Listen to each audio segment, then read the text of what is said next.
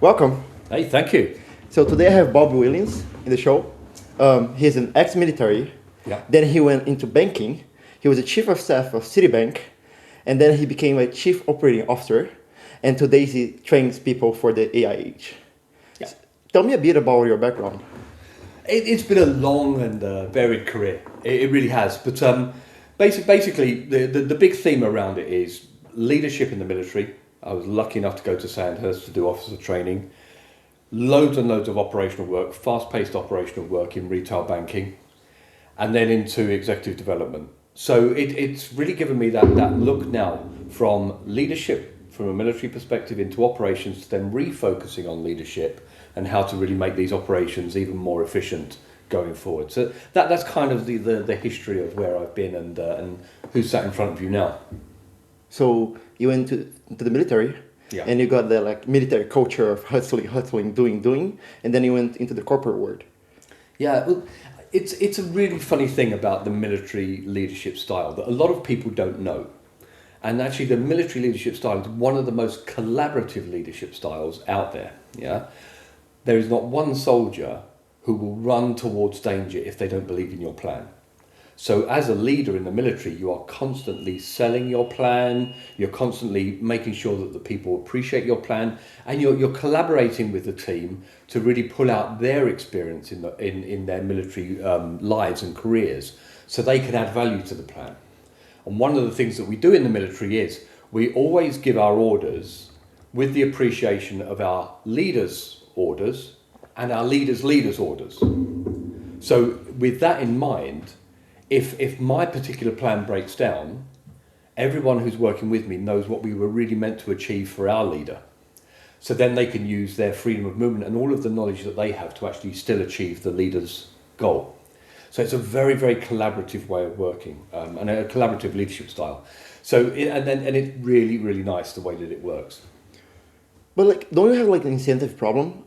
How do you make everyone want to follow the same goal? It's exactly that, to be quite honest. So this is the example I give quite a lot.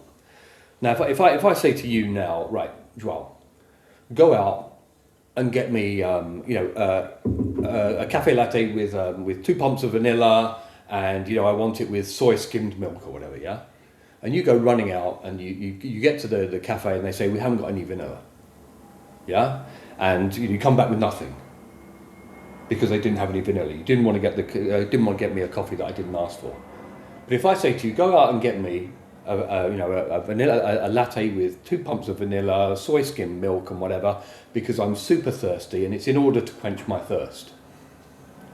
You would then go out, and when they say there's no pumps of vanilla, you would just get me a normal latte with that. So You said the goal. By setting the higher goal, and you understand why I'm doing what I'm doing, it allows you to use all the knowledge you've had of all your life going into coffee shops to say, well, this is a particularly thirst-quenching drink. And you might even come back with a fruit juice. You quench my thirst, and you still achieved it. Not with how I directly said I wanted it, but we still achieved the overall goal. That's how you get people to work, together. So by starting with the why, you're reducing the friction of decision making. Exactly. Yeah. Because that person doesn't need to go back to me and ask, which coffee do you want, right? They know the why. Yeah, exactly. Now, the perfect scenario would be my latte, 2 pumps of vanilla, soy skim milk or whatever, and that's it, because it quenches my thirst and I got exactly what I wanted. But when, like in the military so many times, the plan breaks down immediately, you're contacted by the enemy, it's kind of like, well, no pumps of vanilla, and instead of everyone just sat there saying, what do we do now? There's no vanilla.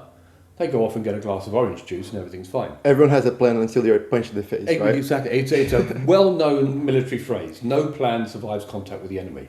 And it really does. Okay, but in the military, you have this very clear why, right? You have, we need to defend the country or achieve this goal. Yeah. How do you make that into a business perspective? It's the same thing. We talk about mission focus in the military. And companies, if they're well established, have a mission.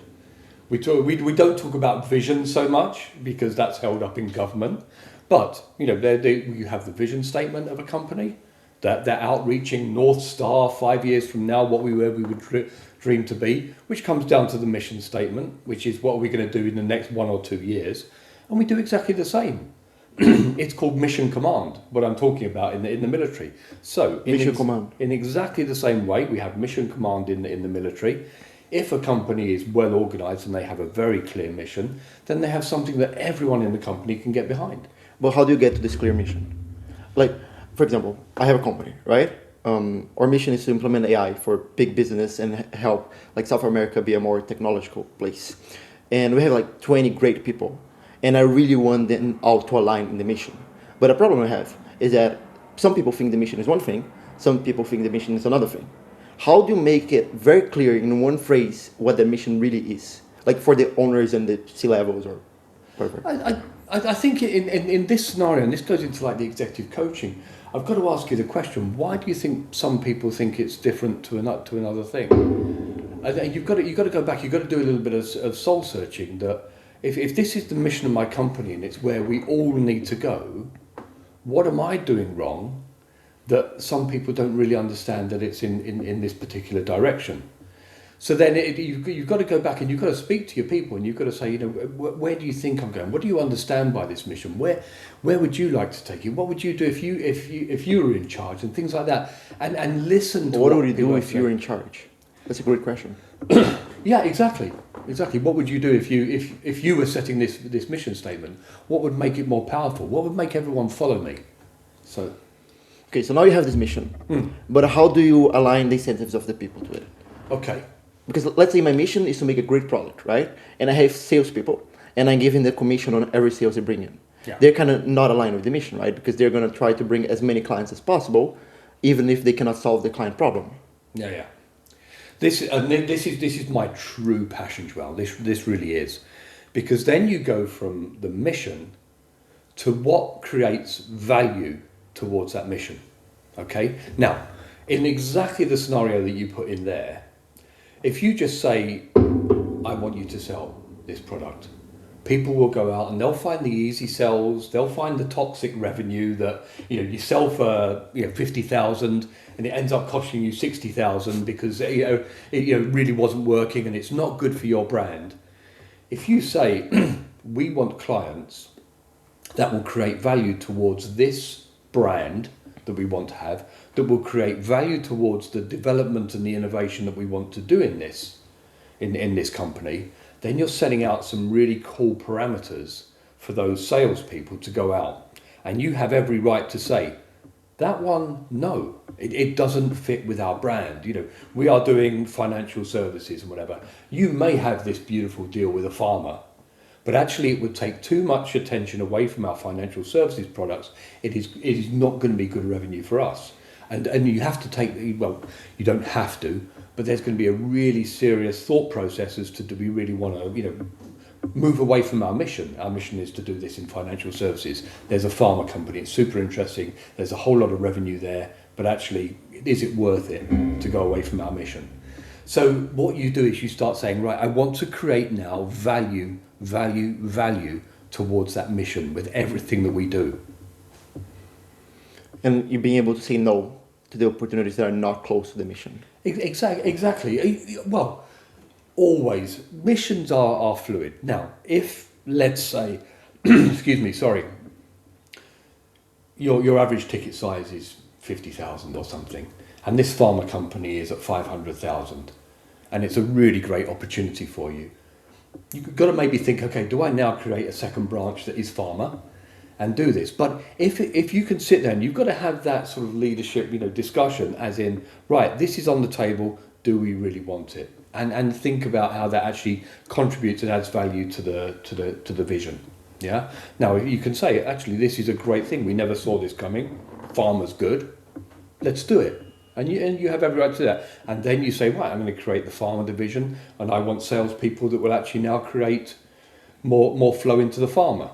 Okay. But if it's like a 5,000 in pharma, it's like, no, we don't need to distract ourselves for this. Thank you very much. I'm glad you found it, but we are going to stay in our mission.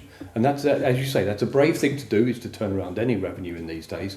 But you've got to realise whether it's going to add value to the mission or whether it's actually going to destroy value.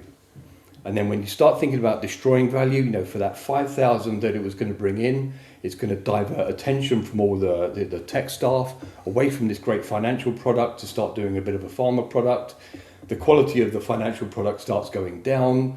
You know, some of your current clients in financial services start complaining. And for that 5,000, you might lose a couple of really big financial service clients, and all because you just chase the easy revenue. So it's having those discussions. And as I say, I will bore you during this podcast, I promise you, because it's value. What creates value to that vision? So it's a lot about like not only talking, but walking the talk. Exactly. So there's this very cool story. I read about it yesterday. I'm going to paraphrase here. So Clinton, she was against Trump in the elections, in the USA elections. And there was a big risk of cybersecurity and of being hacked, right? So she gets hacked first, and she doesn't get hacked in her work email, but she gets hacked in her personal email. Yeah. So everything leaks, right? Not everything. At first, some of the news leaks. And then she sets up a rule for everyone in the company to use their work email ever. But she keeps using her personal email. So the people in the company see the rule, but they see their boss, their leader is not following it, right? So someone keeps using their personal email, and then they get hacked, and they lose then the election. So she put this rule, but she didn't walk the rule. She didn't impersonate the rule. Yeah. So that's why I think it's very important for the leader to be able to believe his vision, right, and walk the talk. For sure. And that's it. That at the top of a business, you know, the founder, the CEO, at the end of the day, they're setting I don't like to say they're setting the culture. The culture comes from the business when it's doing its best work, but they are setting out what they accept. Yeah. And if I say we're going to have a culture where we always drink coffee and we have a great time having coffee and everything else, and then I'm seen to be drinking tea. It's just you don't believe in the culture. You don't believe in what you're saying to us, and we're following in one way. So the culture comes from the fact that everyone loves to drink coffee and everything else, and you recognise that and you say that's what when we're operating at our best, we're always drinking coffee. But then when you allow someone to drink a tea or do what else, you're just basically saying that the culture doesn't really matter. Yeah. So it really does come down to the fact, exactly as you say. As the leader, you set the parameters, and you set the standard. And there are no exceptions to that. Yeah, lead. So you talk a lot about value. Yeah. How do you define that? So, to be honest, the value discussion came through from really looking a lot into private equity. Yeah. So private equity has a long history. Obviously, like, we'll go in, we'll cut costs, we'll restructure the business, we'll restructure the finance, and what we'll do is we'll create a whole load of value, and then we'll leave, having grown the value of the company. Now, because interest rates are high and access to money is more difficult, what's happening with a lot of the private equity is they can't just do that very technical turnaround anymore. So they're in the businesses for longer. And now they're looking for the new levers that they can pull. So they're really looking a lot more now as how do we legitimately grow these businesses? Yes, we'll take the waste out of the business where the value is being destroyed, but then we're also going to look at how we can create the value through growing the company and everything else. So taking it from the technical value creation, which is basically revenue, EBIT and everything else, now starting to look at what the true value and the long-term value creation possibly is. That's what really got me interested in this. And then it's talking about what value each person in the organisation can now bring to that business. And it brings it down to a really personal level as to what value can be. This is very interesting because you're going against what the market is saying. Go on. Because everyone right now is saying replace humans. Let's put AI on top of humans. Oracle kicked out 20K people. Yeah. And now you're telling me it's the opposite, that the long-term value is in the people. Well, this is like the biggest story at the moment in everything. Now, as I understand it, and I'd love you to really challenge here, what people are starting to realise now, when it was AI is human replacement, a ton of projects went completely wrong. Yeah, they went wrong. Then we started talking about human in the loop, and now we're talking a lot more about augmenting the human. Yeah. So to that point, what we're looking at now is we've got humans doing this process, and how do we help the humans do that process even better? Yeah. And how do we help the humans do that process with much more efficiency? Yeah. So what that ends up doing is, because this is what AI is so good at, is it takes away all the laborious tasks and the repetitive tasks and the stuff that people don't really enjoy doing anyway. Yeah. So once you've taken those away, you leave the real meaningful tasks and the value-adding tasks that the human should still do. Now, I'm not naive enough to say that in the process of doing that, some people will leave. I mean, AI is so incredibly powerful that that's what it. But you've got to go into that mindset of, if I'm going to run an AI program, what value will the people produce after AI? And I want to focus in on that value and make sure they're trained to give that value, that they're ready to give that value, that they understand to give that value, and that we've actually thought about that, because the scenario of, AI can do this and now humans have no value didn't work. So how do you define this value that AI cannot replace? So at the moment that is as well, it's very much, it's not there with the full empathy level. We always talk about, the humans still have the creative aspect. AI is basically an incredibly brilliant algorithm on top of a ton of data. If you haven't got the invention inside the data, it's unlikely to be able to create it. So it will always statistically find something from the data within. Now the humans are there to start dreaming and start having that vision. Seeing what's not in the data. Exactly, yeah, and start creating the future. So that's really where the humans, are. And also still that human interaction, that collaboration of teams, that organizations are very, very complex, and making sure that the organizations move in harmony with each other is still something which the AI can't do. So vision of the future and creativity. Exactly, yeah.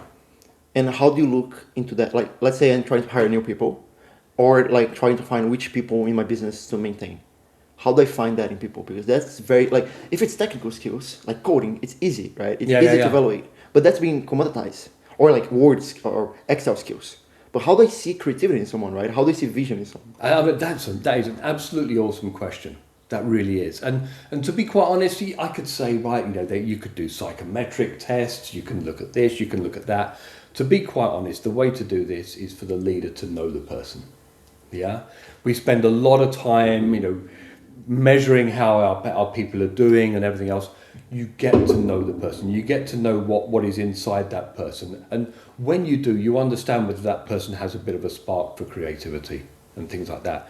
There will be people, and if I say, right, we're going to do this with AI in the future, there will be people who don't want to be trained in AI. They want to carry on doing what they're doing.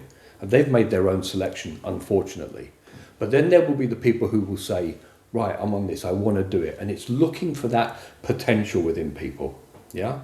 What I did a lot when I was with Teleperformance is we worked on really trying to understand how you can measure someone's potential, because it's generally seen in the industry as something that's very subjective.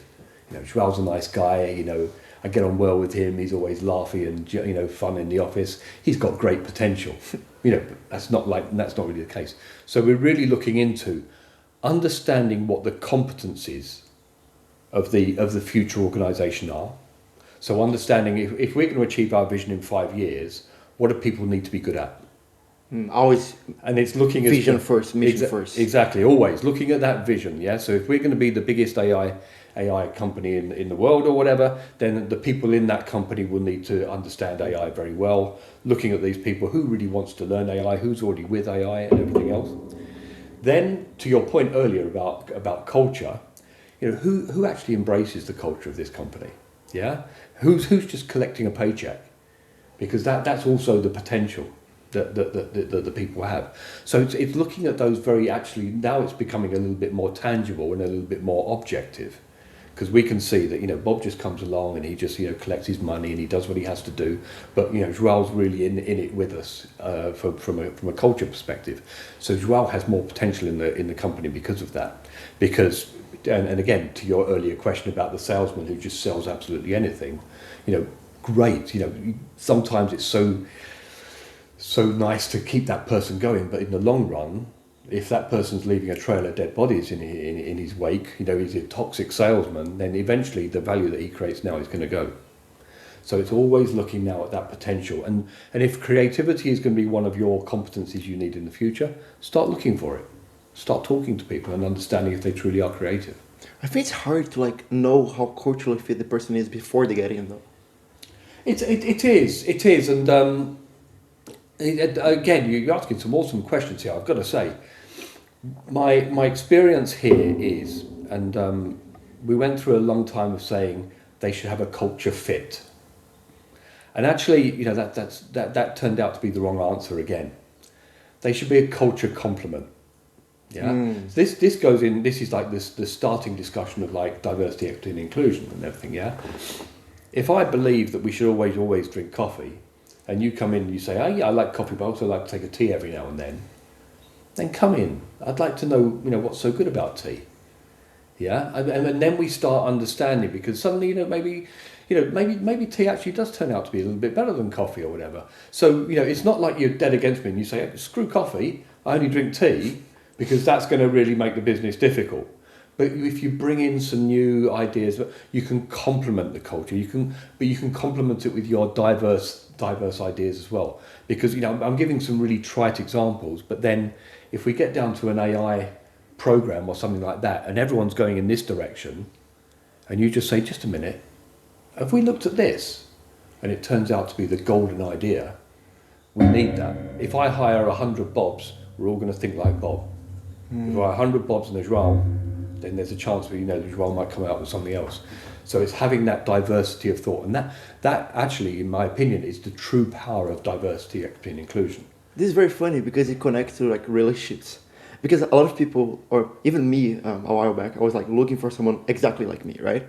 And then I started thinking, but like, if you find in a relationship someone that's exactly like you, you're not gonna discover new things. You're not gonna be added, right? You're just gonna remain the same. Yeah. So you want someone that drives the culture forward with their own thinking. Exactly. Yeah. Exactly. And as I say, this is the difference between culture fit. You must be like me, and culture complement. You know, let's be on the same vision, but bring me some different thoughts. Bring me some ideas. Bring me some, you know, some different thinking. So I'll go to people and ask, if you're in charge, what would you do? And I think that's a great question. So, I mean, what would I do? I think, you know, this comes down to my sort of base point all the time. If I'm interviewing someone, or I want someone to do something, I like to stay away from a job description and just talk about the value that I need created is this. Have you created that value before? Can you create that value? How would you create that value? And start listening to the person and understand that they have done it, they understand it, and this is what they're coming to do. And then when you're talking to that person, start understanding, you know, if they created that value slightly differently to the way you created it in the past, even better. So you, as I say, you just don't want people coming in and replicating everything that you've done. And I just find it, I've had a lot of discussions around this value, and I've never had it broken yet. When you just say, right, let's talk about value. Let's talk about the value that I need created and the value that you can create. And let's see if we've got a match here. But like, what if they're like very young and they didn't never created value before? Well, in that case, you're talking about, you know, you talked about basic value. Yeah, you really are. Okay, you haven't made coffee before, but you know, have you, you know, what have you done? You know, could you learn it? I'm looking for the value there is your ability to learn, or your value there is your ability to, or your interest in making drinks and things like that. So yes, of course, everyone has to have their first job. And then I'm looking for the value there becomes their enthusiasm, as I say, their willingness to learn, their ability to work in a team and things like that. And I have to drop it. Listen, okay, you've never made coffee before, but if you're going to add value to my team, I want you to be a good team player. I want you to be friendly. I want you to do this, and I want you to be able to learn. That still is great value. The coffee will come later. Enthusiasm is worth 30 key points. It's another buzzword. Do you hire for skill or do you hire for attitude? And people will always say if they've got no skill, yeah, of course, there's a really nice balance. But it's a lovely thing. Sometimes, as you say, you could hire the amazing salesman, loads of skill in selling, with a terrible attitude, and you don't go that far. And I'm not saying that there aren't these kind of people out there and they stay in their jobs, because sometimes you just have to keep them, yeah. But in general, you want someone with really good attitude that's going to help drive the team forward and the mission forward. Okay, so that's on recruiting. What when the person is already in the team? How do you make them maximize their value? Brilliant. I'm just going to go back one stage, yeah, because this is like the absolute golden point, and it's that day that person arrives, even actually 2 weeks before they arrive, yeah. 2 weeks before they arrive. 2 weeks before they arrive, I start. The old term is onboarding. The new term I like to talk about is integration. I'm going to integrate them into this company, yeah. So what I say is, okay, Joao's coming in, and I want him to create this value. How can I, as a leader, accelerate his ability to add that value? And I'm thinking to myself, I want to put the pressure on me. And I want to ask myself at the end of each week, did I do everything I possibly could to unleash all of Joao's potential to create value? And put that pressure on me, okay? So what I do is I find, a mentor.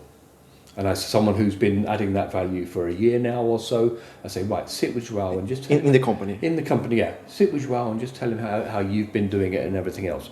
I make sure that you meet all of your stakeholders, everyone who touches your work, so you can have those very, very clear relationships and build those relationships early. So you're never left at that point of thinking, I need to do something, I don't know who to call. Your mentor, you can call your mentor at any time and say, I don't really know what to do. He or she's going to help you, okay? I want to make sure that you are strategically aligned with me. So instead of just saying, right, create this value, as we talked about right at the start with the military, I want you to create this value because we're creating this, so we can create this.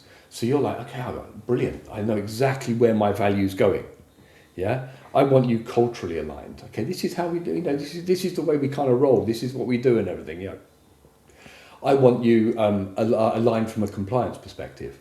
So, listen, if these are our red lines. We can't overstep this, otherwise our regulator or, whatever, data privacy, CISO, information security, these are, so I want you to just be respectful for those lines. So if I align you with all of these areas, you've got a great picture of the business. And then we can start talking about your goals and how comfortable you feel about delivering those goals and everything else. So yeah, as I say, it's in that first sort of 90 days, if the leader, as I say, literally sits down and asks him or herself the question, did I do everything I could do today or this week to make sure I released as much potential out of Joao as I possibly could? And if they can answer yes, fantastic. And that's it. And there's one other area, is that during that interview process, I'm looking for areas where you might not be that good. And okay, so I'm going to hire you, but you're a bit of a risk, because maybe your data science is a little bit low. So the minute you walk through the door, I put you on a data science course. It's that support, it's that understanding, as to, I have just put a big investment in you. Okay, and I want that out, especially in tech. What's the average tenure in tech? I don't know, what is it, 2 to 3 years these days? Now, if I gave you a Ferrari for an hour, you're not just going to walk around it and have a look at it. You're going to get it straight onto the A5 and you're going to get it up to 300 kilometers an hour as quickly as you can, bring it back in 1,000 pieces. That person you hire for tech, if you think to yourself and you put it in your mind that you only have that person for 2 years, You're going to take them out to the A5. You're going to drive them as fast as you can to their full potential. Yeah. Yeah. And that's what you've got to have in your mind. Yeah.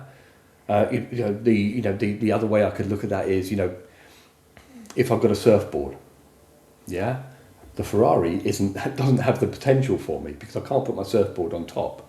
So actually, it's better to get the Peugeot 5008. It helps with your hiring process and everything else. Don't just go after the shiny things, and but it's looking at the potential that person has got, and then releasing as much as you can of it in that 2-year period. And they need to fit into the mission as well. Exactly. So Exactly. Yeah. So, with a personal anecdote here, you said about asking yourself if you gave that person the potential or like helping them achieve their potential, right? Yeah. Let's say I tell someone to make a slide for me. Okay. And then the slide fails for some reason. How do I know if the problem was with that person or the problem was with me not providing them enough to do that task? And how do I separate? Wow. That's again, a really good question. There's quite a lot of variables in this. Now, I would say the main variable in this is, have you created the scenario or the feeling in the business where that person could feel safe enough to come back and say, well, I don't really get it. Yeah. The other thing is, when you explained that you wanted the slide, did you explain why you wanted it and why you wanted it again?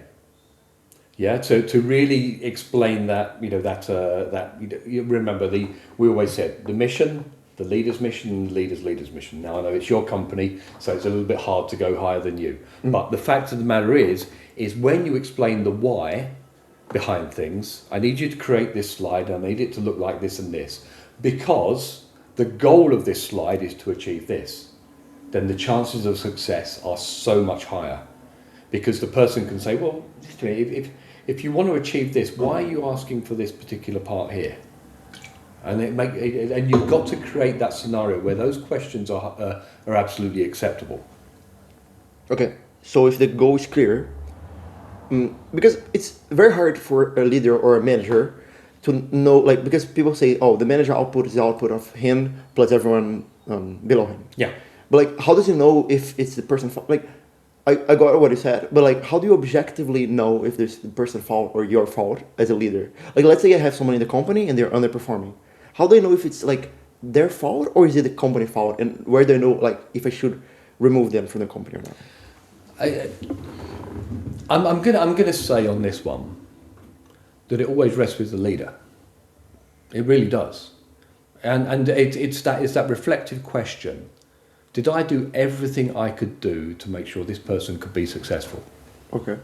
And that reflective question. If you say, I did, and you can put your hand on your heart and say, I did everything I possibly could. I gave you all the chances in the world. I explained that slide perfectly how it should be, and it still came back as garbage. Then, we've got to have a word with Joao. If you can legitimately ask yourself that, but that's such a rare thing in leadership these days.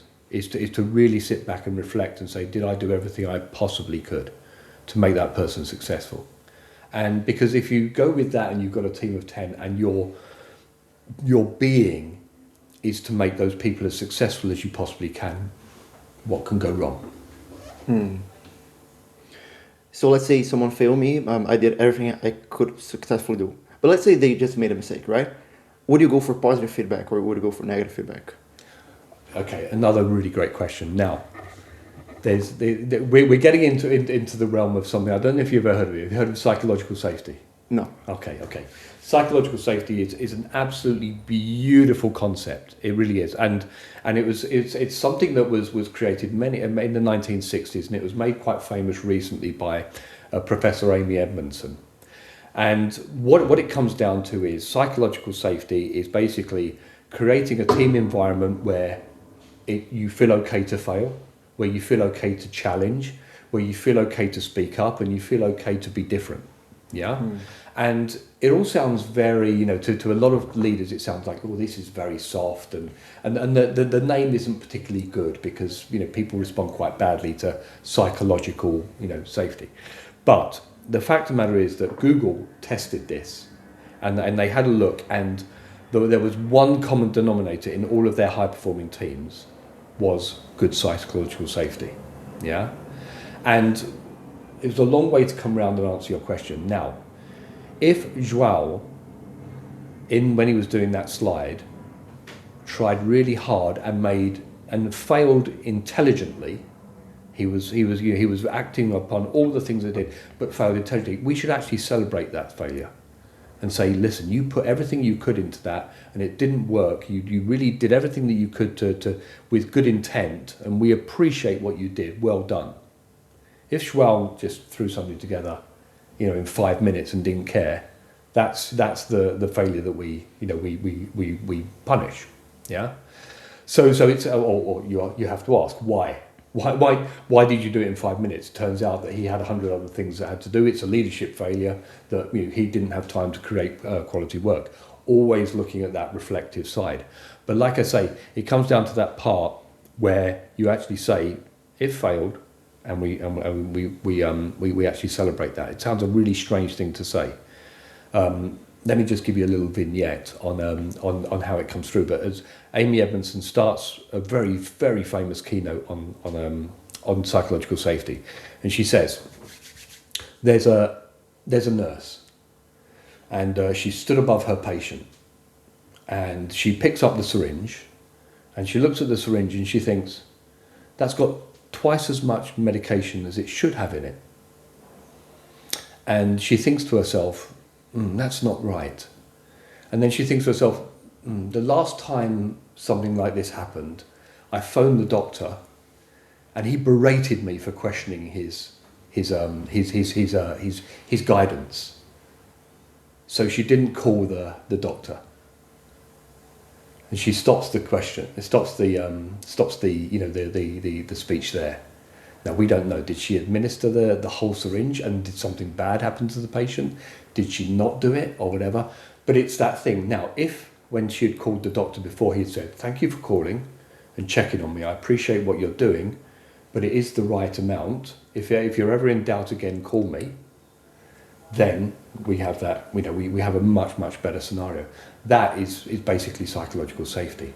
And when she went through and she was studying this, she was looking at hospitals, and she basically said the best. She was looking for the correlation between the number of errors and the best performing teams.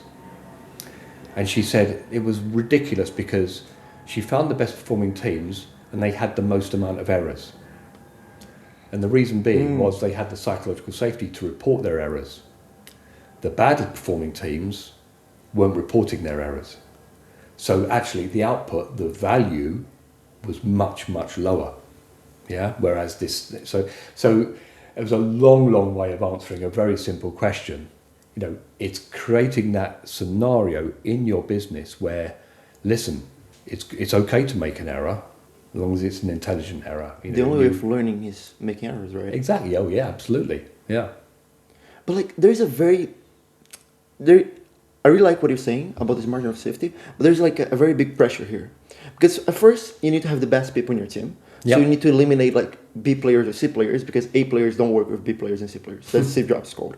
And then you have, but you also need to give them the safety to tell you what's wrong and what's not wrong, right? So it's very hard to conciliate both, because you need to give them the safety, but you also need to let them know when they're not performing well enough for your team. Yeah. And that comes down, as I say, to the closeness of the leader with his or her team. If you're doing a one-to-one once a month and things like that, and you're not talking to them and understanding what they're doing, then you're going to be a long way away. And then you're going to start managing. Once at the end of the year, you're going to do the annual review, and you're going to say you should have sold 10 and you sold 8, and that's really bad. Whereas if you're talking to them on a regular basis and you're asking yourself that question, Joao's got to sell 10 over the year. at the end of month one, did I do everything I could do to help Joao sell 10 this year?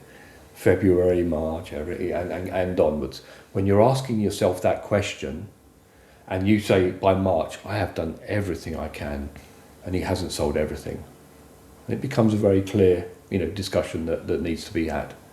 Yeah, but if you leave your leadership to, very stand away, leading by numbers and things like that, when you know your team and everything else, then it just flows a lot better. And it's something that is very hard to do. Leaders are also really busy.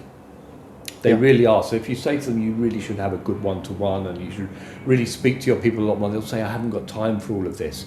But guess what? They haven't got time because they're dealing with the errors that are being made and the difficulties and everything else.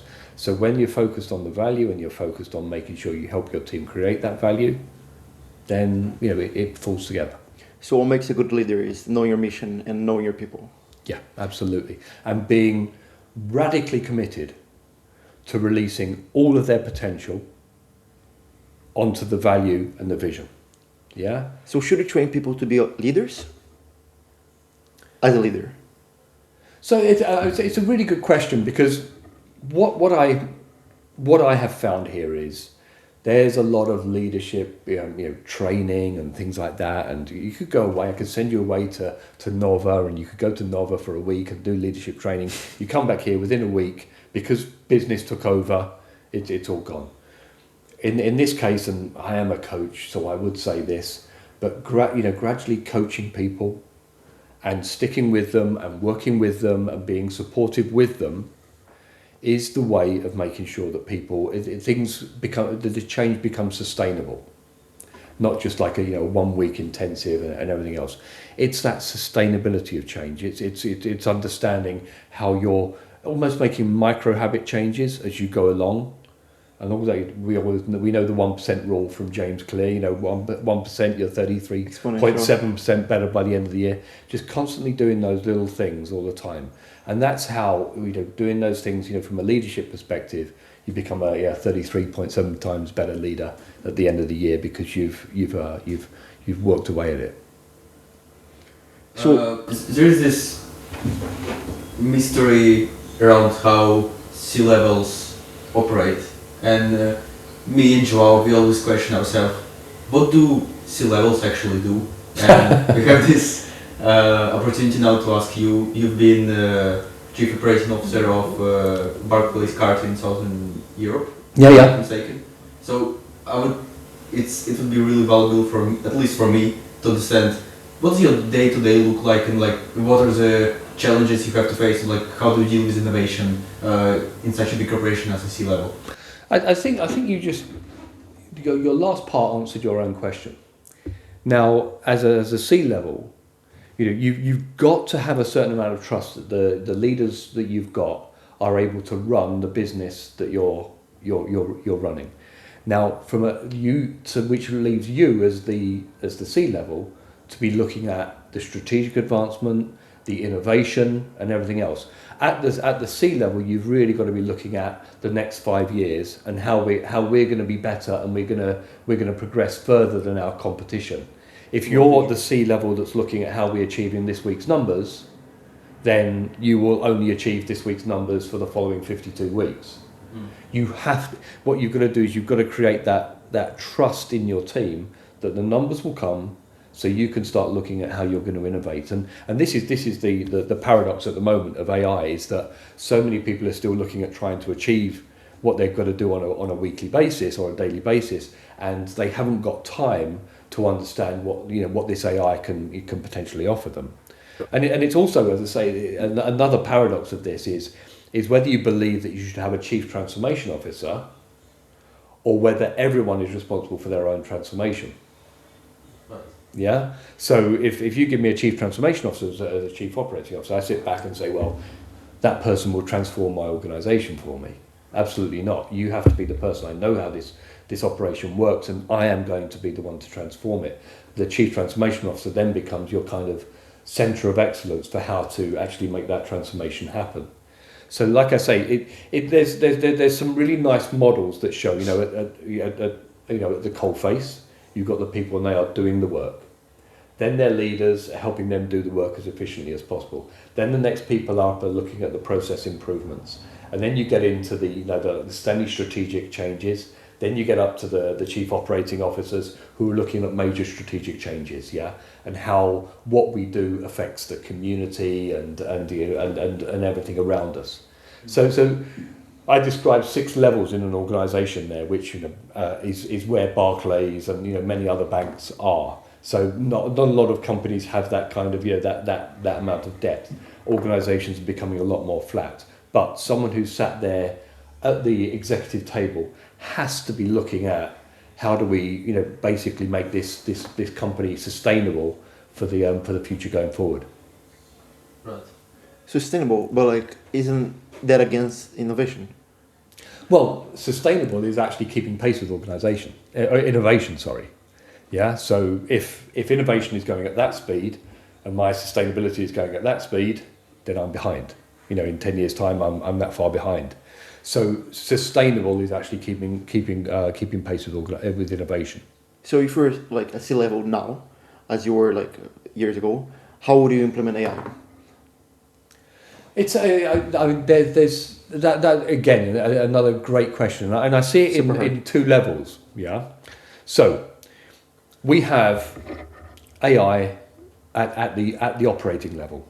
Yeah, so someone is answering the phone and they're doing things like that. I can now put an AI wrapper over everything that they're doing. Maybe put the chatbot in, and the chatbot can answer 90% of what was happening on the phone.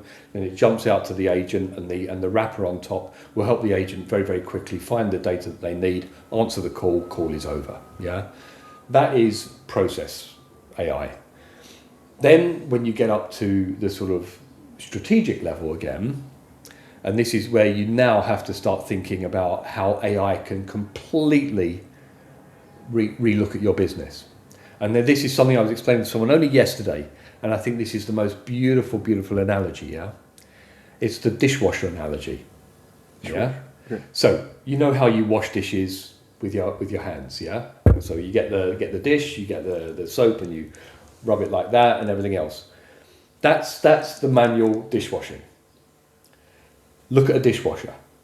It doesn't look anything like that. It hasn't got 2 arms. It hasn't got a little pad, and it hasn't got that. It's a rack, and it has spinning machines in it and everything else.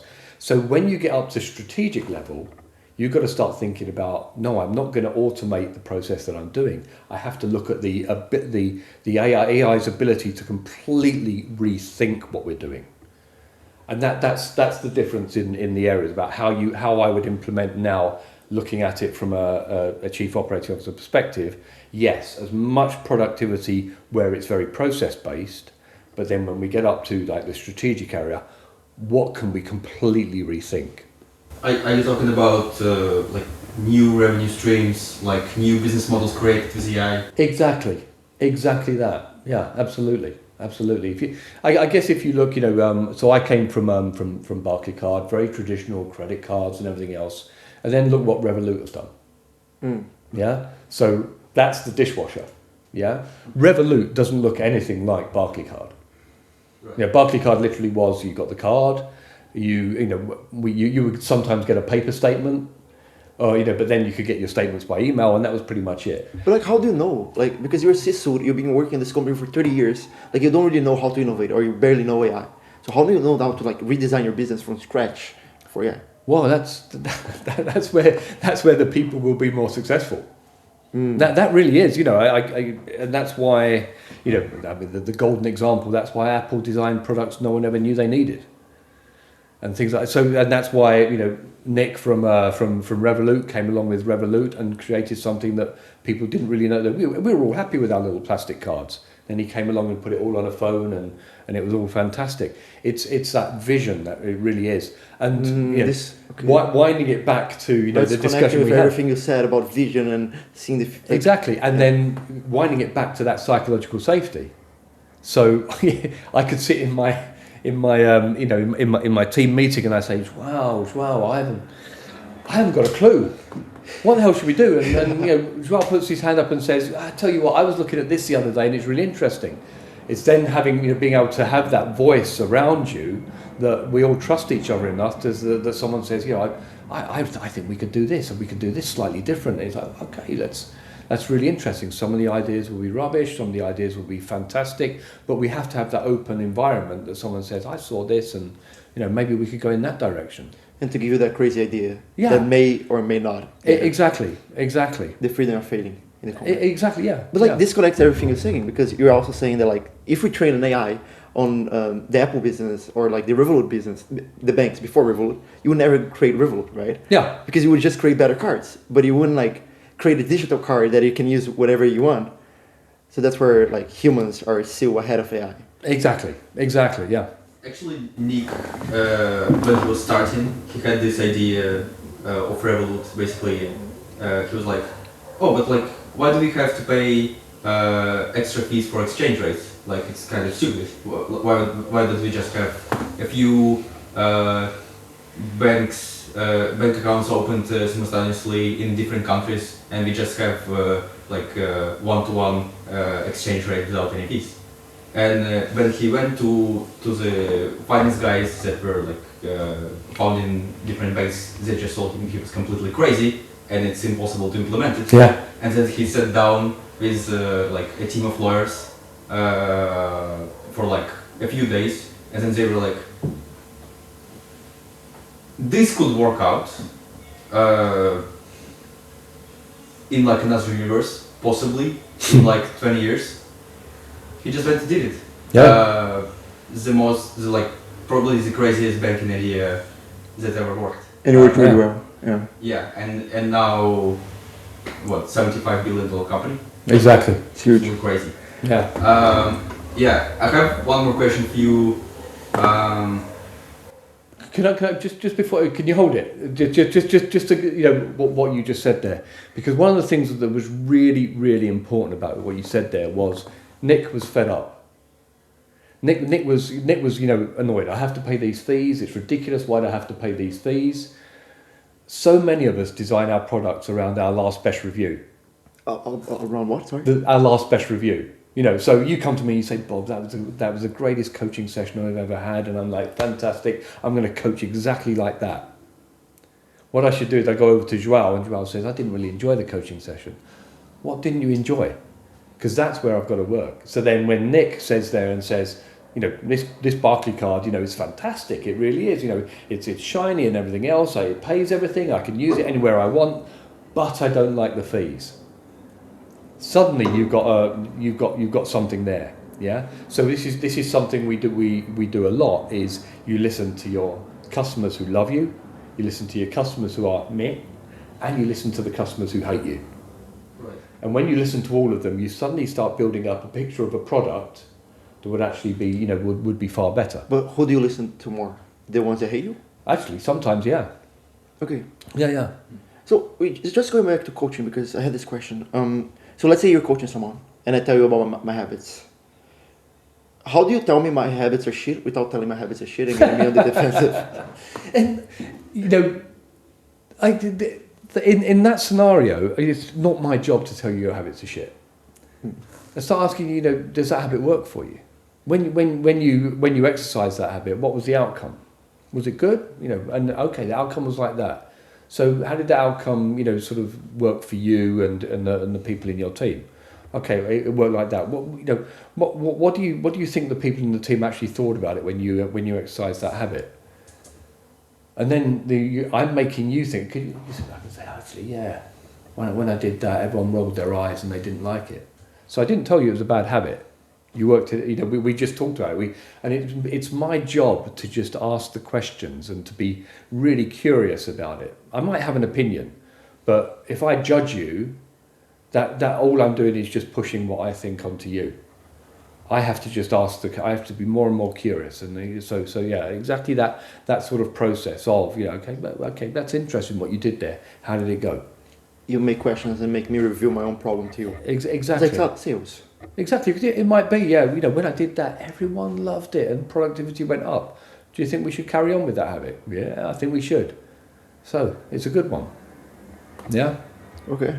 You want to go for Sorry, your question? I cut you off your question.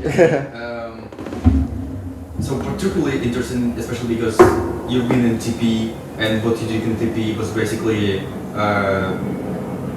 educating executives, highest levels of teleperformance. Wait, we're going to explain what TP is to the audience? It's basically a BPO companies that do cold calls now. They're a bit of a transformative company, but yeah. BPO company, okay. Yeah, basically educating C-levels, how to basically everything we discussed today, right? Yeah. And what was the one trait that had to be eliminated from the habits of these C-levels the most? That's good. I don't think there's a habit that needs to be eliminated, and I would say this across every company I've ever worked with, and the leaders I continue to work with. It's not a habit that needs to be removed, it's a habit that needs to be built on, and it's that reflection. It's that self-reflection. Yeah, did I do enough to make this successful? And did I explain that well enough? Are all the people that were in that room, are they clear about what we really need to do? Yeah, did I include the right people in this meeting? Even down to the extent, did the last meeting I had, did it add value to the company? Or was it just a bunch of people getting together? So it's having that reflection moment. I think is and to be quite honest, did I do that in City? No, not at all. Not at all. This is something which has really become a part of my life since I started the coaching. When you do your coaching course, you spend the first 4 days just purely working on your own self-reflection. Because if you can't reflect on yourself, I can't ask anyone else to reflect on themselves. And then suddenly, when you start thinking about that, and you start saying, this minute, did I really come across well in that podcast? Did I explain well? Did I give the that's when you can really start improving, and you start picking up on things that you could do better. Because one of the things, certainly going all the way back in my career, the motto of the Military Academy Sandhurst, the Royal Military Academy Sandhurst, is serve to lead. Yeah, I serve you to lead you. Yeah, it is my responsibility to make sure that you can do the best job of your life as your leader. And if you can just go in with that, and then constantly ask yourself at the end of the day, did I do everything I could to allow Joao to do the best job of his life? If everyone did that, imagine how things would grow. Focusing on your own performance instead of blaming it on other people. Yeah. Blame is is even worse. It's just purely did I do enough? Because put it in the scenario of we're back in our coffee shop. Yeah. Okay. This coffee We're shop back in the coffee shop. and everything, and I don't train the people to make great coffee. And I'm just like, for Christ's sake, guys, make coffee, make loads of coffee, and make the customers happy. And I sit, and that's it. And then I come back and say, this coffee's rubbish. It really is. It's a very simple example. If I'd sat with you and said, right, this is how you make a really good coffee, because I'm the manager, I got to this position because I could make really great coffee. So I want to make sure that you guys really understand how to make great coffee. And that's it. And then I can go home and say, did I do everything I could do to make those guys make great coffee? Yeah, I did. Yeah, I'm cool with that. It's very hard to criticize yourself, right? Yeah. Do you have any techniques for that? I don't think I do. I don't think I do, because I think I don't want to make this sound like it's it's always just like fluffy thinking or whatever. But instead of saying, do I criticize myself? What can I do better tomorrow? Yeah, I see. And that's it. Try and maintain that positive sort of view on things. And this isn't the toxic positivity club where it's just like that was a terrible cup of coffee, but hey, everything's fine. No, what could I legitimately do better tomorrow? And because if you do go back and say, oh God, that was a terrible cup of coffee, I can't make coffee. You're bad talking yourself. So if you flip it over to that was a pretty bad cup of coffee, and tomorrow I'm going to make it better because I'm going to remember what Bob taught me how to make a better cup of coffee, and I'm going to do better tomorrow. Instead of being like, oh, it was a bad cup of coffee, I am so bad. And Exactly, because you can't. The only person who can possibly talk well to you is you. It's guaranteed to talk well. There's a test, and they say we always talk badly to ourselves. You know, it's like, I did that rubbish, or whatever. If you talk to your best friend the way you talk to yourself, would your friend still be there? Probably not, right? Exactly. Yeah. So why the hell do we talk to ourselves like that? Mm. But we do. We're our own worst enemy. We talk ourselves down. A very strong negativity bias, right? Exactly. Yeah. So you just got to, you know, as I say, just maintain that positive thinking forward. And as I say, far from toxic positivity. It's about thinking about how tomorrow can be better, as opposed to criticizing today. So let's say I did everything I could to transform someone. I gave them all the tools needed, and then I gave them some warnings, and they didn't follow the warnings. So we're at the point where like we need them out of the company, because even if I did everything, they could not get to the point we were. Maybe it's not the problem. Maybe it's still the problem of the company, or they're not in the right place. How do you do that process of not eliminating, but like removing the person from the company, and not getting personal, or not like, because I feel like for every leader, it's very hard to remove. It's way easier to add than remove, but remove is as important as it is to add. It is, and you said it earlier. You know, your A, B players don't like to play with D, E players, and things like that. It is fundamentally important, because it really, you know, kills the morale of the top performers. You know, at the end of the day, and again, I'll go back to I said I'll bore you with this, but value. You know, well, we've really tried. We've done all of this. You are not able to create the value that I need in this company, and that's it. I hired you because I wanted you to create this value. I integrated you to be able to create this value. I was constantly managing you to be able to create this value. Okay, you can't. You know, it seems we're at a position where you can't create this value, and I need this value for my company, and that's it. Yeah. Now, HR purists will come along, and you've got to add all the legal stuff on this. As you rightly said, you've had a couple of warnings and things like that, and then you know, you have to do the legal side of everything that says that person will be terminated from the company. Yeah, and that's it. So obviously you have to follow HR compliance. You have to be legally, you know, done in that. But the fact of the matter is, as I say, following my view through, I wanted the value, I helped you create the value, I focused everything I could possibly do on making you create that value, but unfortunately it appears you can't create that value, and it's the value that my company needs, so we have to part ways. And that value derives from the mission. Yeah, exactly. So would you set up like specific like weekly goals or monthly goals based on that value, or just keep it something abstract?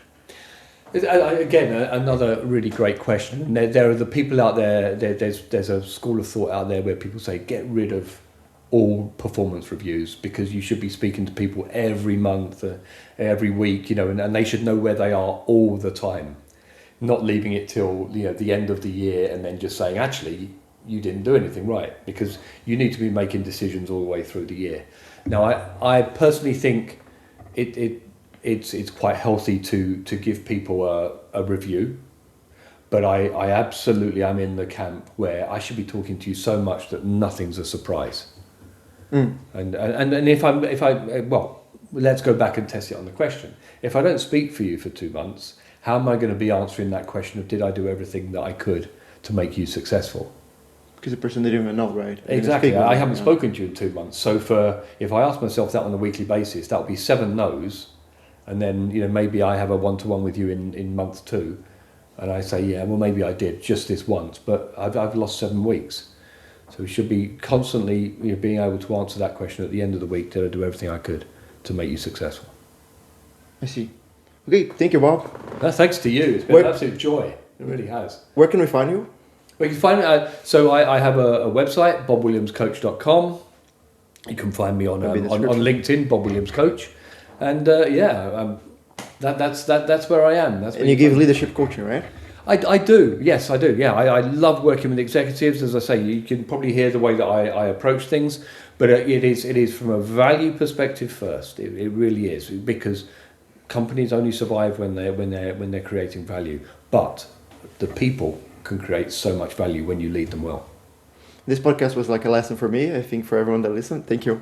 Well, thanks to you. Cheers.